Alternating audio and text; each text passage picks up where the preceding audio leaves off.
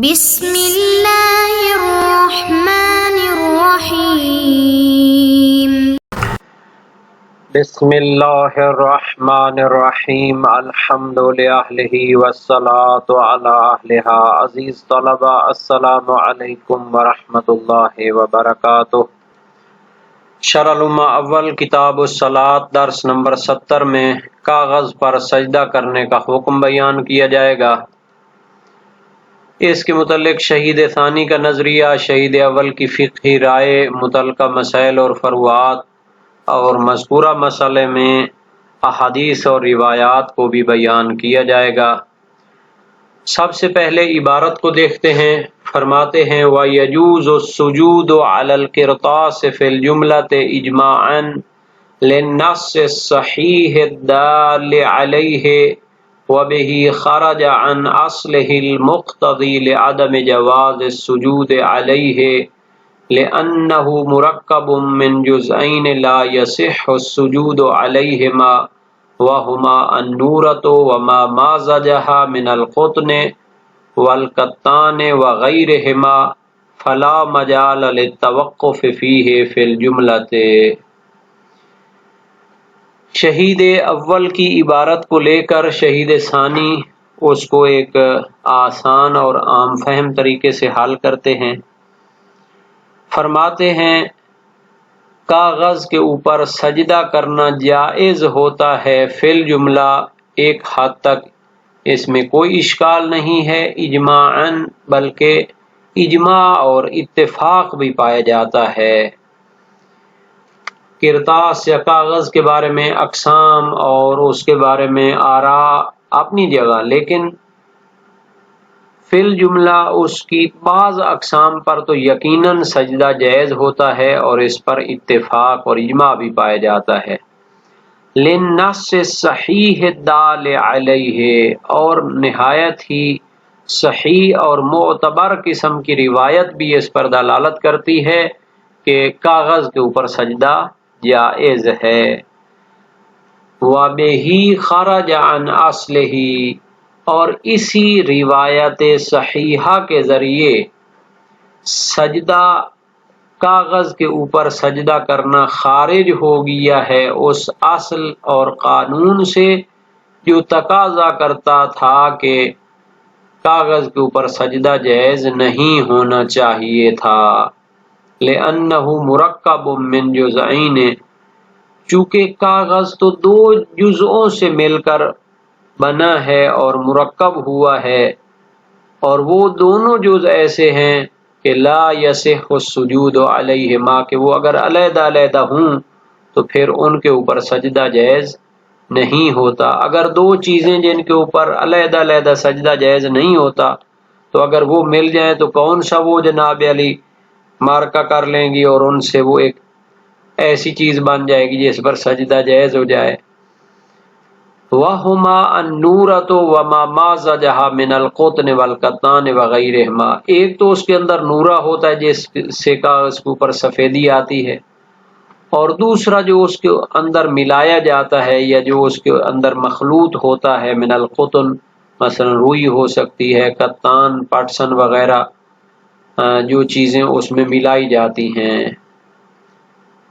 تو اب چونکہ اس میں نورہ بھی ایسی چیز ہے، معدنیات میں سے شمار ہوتا ہے، اس کے اوپر بھی علیحدہ سجدہ جائز نہیں ہوتا، اور یہ جو چیزیں ہیں روئی اور پٹسن وغیرہ یہ بھی نباتات میں سے پہننے کے شمار ہوتی ہیں، ملبوس شمار ہوتی ہیں، اس وجہ سے ان پر بھی سجدہ جائز نہیں ہوتا۔ تو شہید ثانی کا ماننا یہ ہے کہ چونکہ روایت صحیحہ موجود ہے جو نص ہے اور صریح دلالت کرتی ہے کہ کاغذ کے اوپر سجدہ جائز ہوتا ہے اور اتفاق علماء بھی پایا جاتا ہے، اسی وجہ سے یہ کاغذ اپنی جو ہے نا جی اصل اور قانون سے خارج ہو چکا ہے۔ اگر اس کے اصل اور قانون کو دیکھا جائے تو پھر اس پر سجدہ جائز نہیں ہونا چاہیے، چونکہ یہ ایسے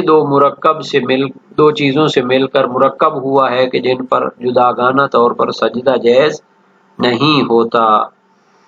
فَلَا مَجَالَ لِلتَّوَقُّفِ فِيهِ فِي الْجُمْلَةِ، فرماتے ہیں چونکہ کاغذ پر سجدے کے جائز ہونے کے بارے میں نص صحیح موجود ہے اور اس کی دلالت صریح اور واضح ہے، تو اس کے بارے میں سجدے کے جواز میں اصلاً توقف اور اشکال کرنے کی کوئی گنجائش نہیں ہے۔ فی الجملہ ایک حد تک اس کو قبول کرنا چاہیے اور اس میں کوئی اشکال وغیرہ نہیں ہونا چاہیے۔ تو یہاں پر اصل جو بحث ہے وہ ہے کہ وہ کون سی روایت ہے معتبرہ اور صحیحہ کہ جس کے ذریعے اتنا بڑا فیصلہ کیا جا رہا ہے اور اتنے بڑے فقہی رائے کی اہم کی جا رہی ہے اور نظریہ دیا جا رہا ہے۔ ایک تو اتفاق اس پر پایا جاتا ہے، تمام علماء کا اجماع ہے، اتفاق ہے۔ دوسرا روایات کثیرہ موجود ہیں، ان میں سے ایک روایت صحیح ہے علی بن مہزیار، سأل داود ابن فرقد ابا الحسن علیہ السلام عن القراطیس والقواغذ المکتوبہ علیہا هل یجوز السجود علیہا ام لا۔ داود بن فرقد جو کہ ایک جلیل القدر راوی ہیں، انہوں نے امام ابو الحسن کاظم علیہ السلام سے روایت کی قرطاس اور کاغذ کے بارے میں جن پر لکھا گیا ہو، کیا ان پر سجدہ جائز ہوتا ہے یا نہیں ہوتا؟ فکتب علیہ السلام یجوز، امام علیہ السلام نے ریٹن شکل میں اس کا جواب دیا کہ اس پر سجدہ جائز ہوتا ہے۔ اور صحیح جمیل بن دراج قاضی کوفہ جو ایک جلیل القدر شخصیت تھے اپنے دور میں، امام صادق علیہ السلام سے روایت کرتے ہیں انہو کرہا یا کرہا ان یسجد علی قرطاس علیہ کتابہ، کہ آپ نے اس کاغذ پر سجدہ کو مکروہ قرار دیا ہے جس پر لکھا ہوا ہو۔ تو اس سے بھی سمجھا جاتا ہے کہ اگر لکھا ہوا نہ ہو کاغذ کے اوپر تو پھر تو کوئی حرج نہیں ہے اور اس پر سجدہ جائز ہے۔ کراہت لکھے ہوئے کاغذ پر اس وجہ سے ہو سکتی ہے کہ چونکہ اس سے توجہ وغیرہ اس کتابت کی طرف چلی جاتی ہے۔ اکثر علماء کہتے ہیں کہ نصوص میں چونکہ اطلاق اور وسیع معنی پایا جاتا ہے تو فرق نہیں کرنا چاہیے کاغذ کی اقسام میں کہ وہ کس چیز سے بنے ہیں، آیا ان کا میٹیریل ایسی چیز ہے کہ جس پر سجدہ جائز ہوتا ہے یا ایسی چیز ہے کہ جس پر سجدہ جائز نہیں ہوتا، جیسے روئی اور پاٹسن وغیرہ سے یا اون وغیرہ سے اور حریر ریشم وغیرہ سے جو نرم و نازک کاغذ بنائے جاتے ہیں ان پر بھی سجدہ جائز ہونا چاہیے، چاہے اس میں نورہ ہو رنگ کے بغیر یا اس کو رنگ کیا گیا ہو، چاہے اس پر لکھا ہوا ہو یا نہیں لکھا گیا ہو۔ جبکہ علامہ حلی نے نہایت الاحکام میں اور لمع میں شرح شہید اول نے، بیان میں شہید اول میں اور حاشیہ نافع میں فرماتے ہیں کہ قید کرنا چاہیے اس کاغذ پر سجدہ جائز ہوتا ہے جو نباتات سے بنایا گیا ہو، یعنی اس کا میٹیریل نباتات ہوں جو زمین سے اگتی ہیں تو اس پر سجدہ جائز ہوتا ہے۔ حاشیۃ الارشاد جعفریہ اور ارشاد الجعفریہ اور عزیہ میں ہے کہ جب اس کی جنس ایسی ہو جس پر سجدہ جائز ہو سکتا ہے، یعنی اس کا میٹیریل ایسا ہو جس پر سجدہ جائز ہوتا ہے تو پھر اس کاغذ پر بھی سجدہ جائز ہوگا۔ اور اسی کے بارے میں ترجیح دیتے ہیں علماء کے جو روایات ہیں کاغذ کے بارے میں ان کو بھی جمع کرنا چاہیے، اور جن میں ہے کہ سجدہ ان پر جائز ہوتا ہے کہ جو زمین سے ہو یا نباتات سے اور کھائی پی نہ جاتی ہو اور پہنی بھی نہ جاتی ہو۔ اور یہ کہنا کہ کاغذ کی روایات مطلق ہیں اور ان میں یہ تقلید نہیں ہو سکتی تو اس میں وہ اشکال کرتے ہیں، چونکہ صحیح داؤد بن فرقد میں سوال لکھائی کے عنوان سے تھا کاغذ پر۔ اسی طرح جمیل بن دراج کی روایت میں بھی ہے۔ ایک روایت ہے صفوان جمال کی جناب علی جو اس کے بارے میں ہے رأیت ابا عبداللہ فی المحمل یسجد علی القرطاس، میں نے امام صادق علیہ السلام کو دیکھا کہ وہ محمل کے اندر کاغذ پر سجدہ فرما رہے ہیں۔ وَأَكْثَرَ ذَلِكَ یوم و ایمان، اور اکثر وہ کیا کرتے تھے، اشارے سے سجدہ کرتے تھے۔ تو یہ تو مجمل ہے کہ کرتاس جو ہے نا جی وہ کس جنس سے ہے، تو اس کا اطلاق نہیں ہے۔ تو جب جہل ہو کاغذ کی جنس اور میٹیریل کے بارے میں، یا علم ہو کہ وہ جناب علی رنگا گیا ہے اور ایسی جنس سے ہے کہ جس پر سجدہ جائز نہیں ہوتا، جیسا کہ اکثر جو کاغذ ہوتے ہیں یہ نہایت ہی معدنیات یا ایسی چیزوں سے بنائے جاتے ہیں کہ جن پر سجدہ علیحدہ طور پر جائز نہیں ہوتا، تو پھر وہ کہتے ہیں کہ سجدہ ان پر جائز نہیں ہونا چاہیے، کیونکہ شرط صحت ما یسجد علیہ وہ یقینی نہیں ہے، چونکہ جس چیز کے اوپر ہم سجدہ کرنا چاہتے ہیں تو اس کو اس جنس سے ہونا چاہیے جس پر سجدہ جائز ہوتا ہے، یعنی یقین ہو ہمیں، یا زمین ہو یا اس سے اگنے والی چیز ہو۔ ہاں اگر تو کاغذ ایسی جنس سے لیا گیا ہو کہ جس پر سجدہ جائز ہوتا ہے تو اس کے اوپر لکھنے سے تو کوئی حرج نہیں ہوگا، جیسا کہ جمیل بن دراج قاضی کی روایت میں ہے کہ جب کتابت ساری اس کاغذ کے اوپر پھیل نہ چکی ہو کہ مسمع سجود بھی لازم نہ آئے جناب، کیونکہ کتابت اگر تو سیاہی وغیرہ کے ذریعے ہو تو وہ تو اس کا حائل اور معنی نہیں ہوتا۔ تو بہرحال یہ وہ بحث ہے کہ جس کی طرف ہمیں توجہ کرنی چاہیے۔ روایات صحیحہ موجود ہیں، تو شہید ثانی فرماتے ہیں کہ اب ہمیں اس کے میٹیریل کو دیکھنے کی ضرورت نہیں ہے، کیونکہ مولا نے فرما دیا ہے کہ کاغذ کے اوپر بطور مطلق سجدہ جائز ہوتا ہے۔ والمصنف هنا خصه بالقرطاس المتخذ من النبات كالقطن والکتان والقنب۔ مصنف یعنی شہید اول نے یہاں یعنی لمعہ میں اس کاغذ کے ساتھ سجدہ کرنے کو خاص قرار دیا ہے کہ جس کو نباتات سے بنایا گیا ہو، جیسے قطن ہوتی ہے، روئی، کتان، پٹسن اور قنب بھی انہی کی طرح جو ہے نا جی کیا ہوتی ہے، نباتات میں سے ہوتی ہے، تو اس کے اوپر اس کو کیا ہونا چاہیے،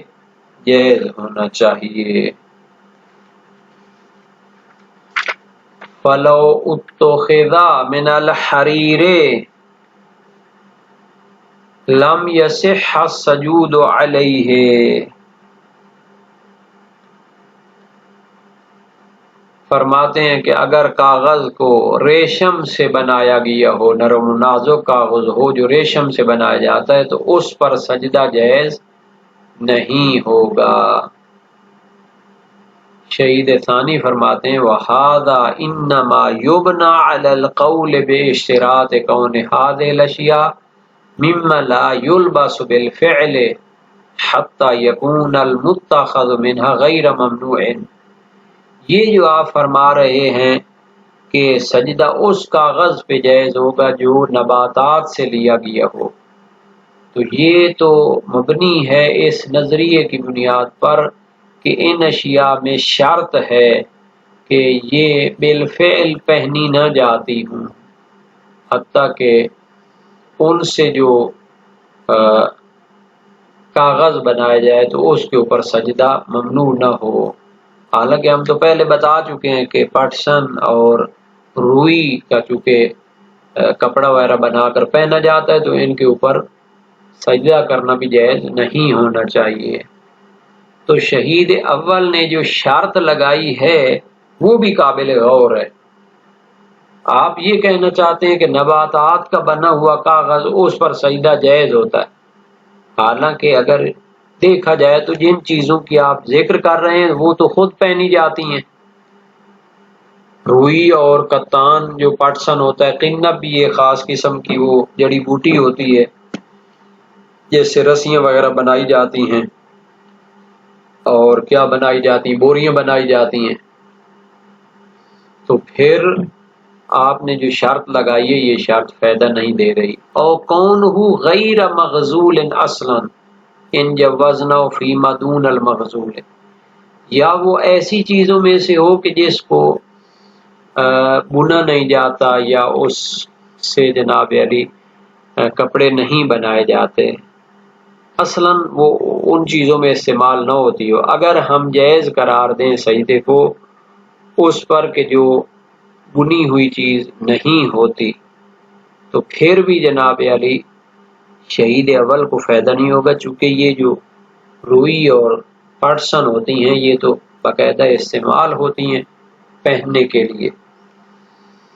وَقِلَاهُمَا لَا يَقُولُ بِهِ الْمُصَنِّفُ، ان دونوں کا مصنف تو قائل نہیں ہے،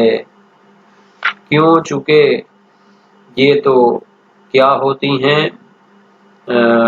فعلاً